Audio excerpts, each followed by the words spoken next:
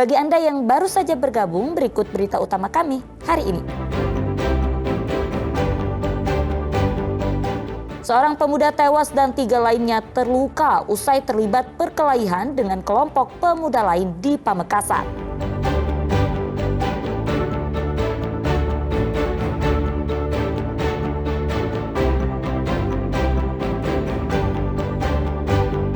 Puluhan makam di Lumajang rusak diterjang banjir lahar, hujan Semeru, tulang belulang dan kain kafan berserakan.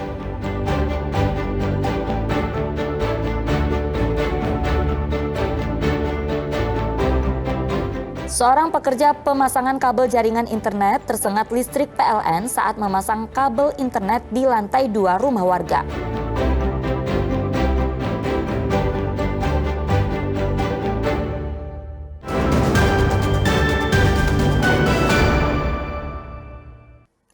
Puluhan makam di tempat pemakaman umum atau TPU Desa Gondoruso rusak parah setelah diterjang derasnya arus banjir lahar Semeru. Bahkan sebagian tulang belulang dan kain kafan jenazah tercecer di area pemakaman.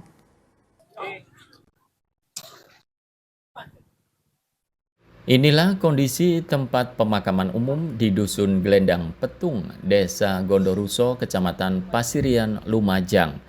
Sedikitnya 20 makam dilaporkan rusak berat setelah diterjang banjir lahar dingin Gunung Semeru.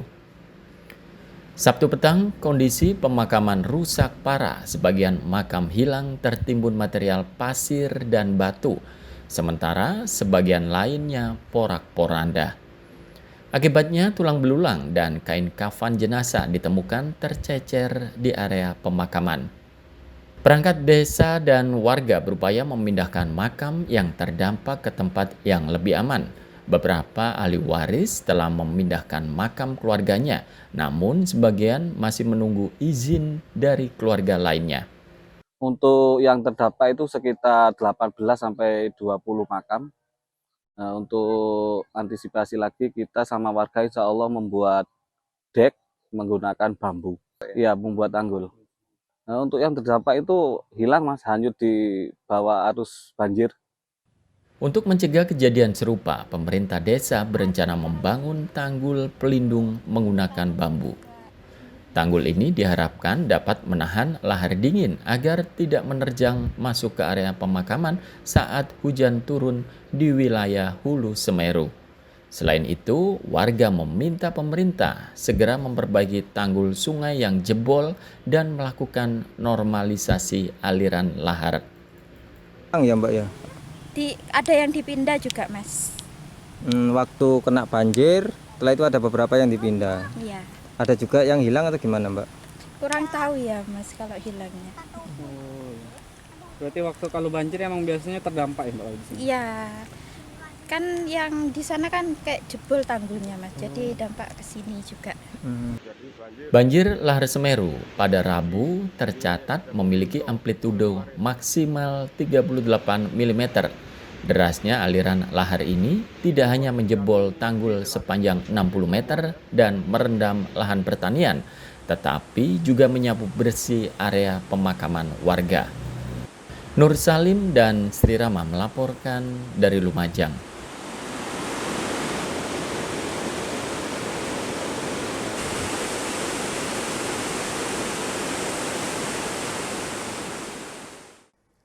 Seorang pekerja pemasangan jaringan internet Wi-Fi tersengat listrik saat memasang kabel di rumah pelanggan di Surabaya. Evakuasi korban oleh petugas damkar berlangsung dramatis sebab korban yang pingsan harus diikat dan diturunkan menggunakan tandu.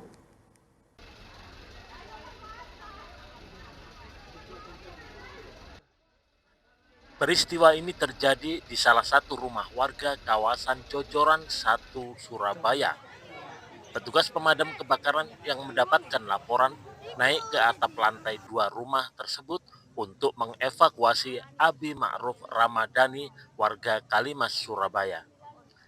Korban yang lemas harus dievakuasi secara hati-hati dari lantai 2. Agar tidak jatuh, korban terpaksa diikat di atas tandu, lalu diturunkan menggunakan tangga.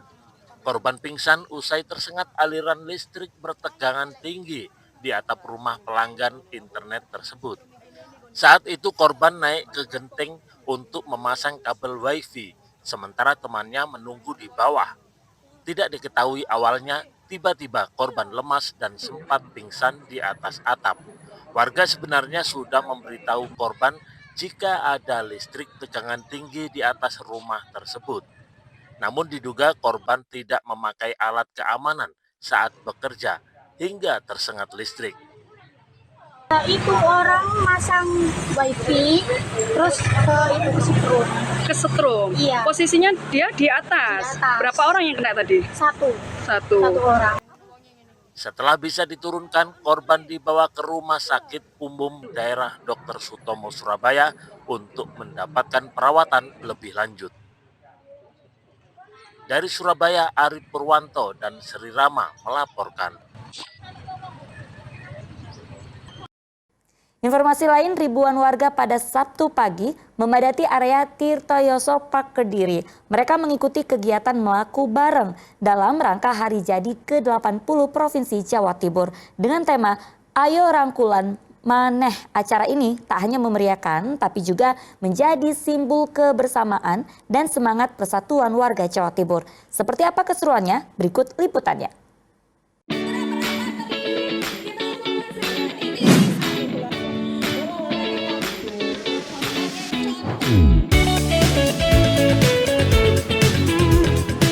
Tirtoyoso Park Kediri pada Sabtu pagi dipenuhi ribuan peserta yang bersemangat mengikuti melaku bareng dalam rangka HUT ke-80 Provinsi Jawa Timur.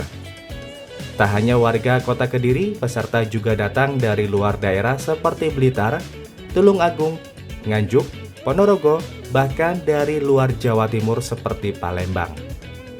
Wali Kota Kediri Vinanda Prameswati serta Wakil Ketua DPRD Jawa Timur Sri Wahyuni melepas pemberangkatan peserta dengan mengibarkan bendera staf.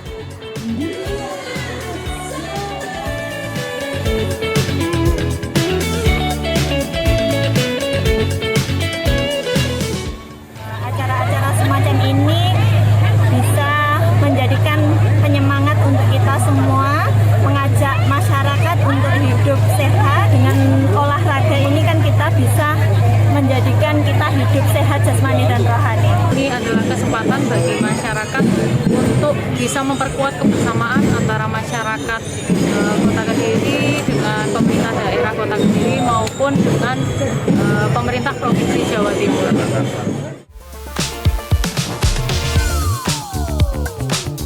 Peserta menyusuri rute sepanjang 6 km melintasi sejumlah ruas jalan utama di Kota Kediri. Finish di Tirtoyoso Park. Suasana semakin semarak dengan ratusan door prize yang disediakan panitia, termasuk hadiah utama berupa tiket umroh. Selain berolahraga, kegiatan ini juga menjadi ajang bagi pelaku UMKM untuk memperkenalkan produknya. Melaku bareng juga dimanfaatkan sebagai momen sosialisasi program inovatif DPRD Jawa Timur, yakni Cuan atau Curhato Nang Dewan. Masyarakat dapat menyampaikan aspirasi dan masukan langsung kepada anggota DPRD melalui kanal digital. Jadi cuan itu kepanjangan dari Curhato Nang Dewan. Ini bagian agar disparitas yang selama ini saluran komunikasi yang harus menyampaikan secara langsung ataupun datang di gedung-gedung DPRD ini bisa kita pangkas, mereka bisa menyalurkan melalui media digital atau media online yang kita bikin. Gelaran melaku bareng semangat rangkulan maneh tak sekedar jalan sehat, tetapi juga ajang untuk menguatkan rasa guyup, rukun dan persaudaraan warga Jawa Timur dalam merayakan HUT ke-80 Provinsi. Danus Kendro dan Sri Rama melaporkan dari Kediri.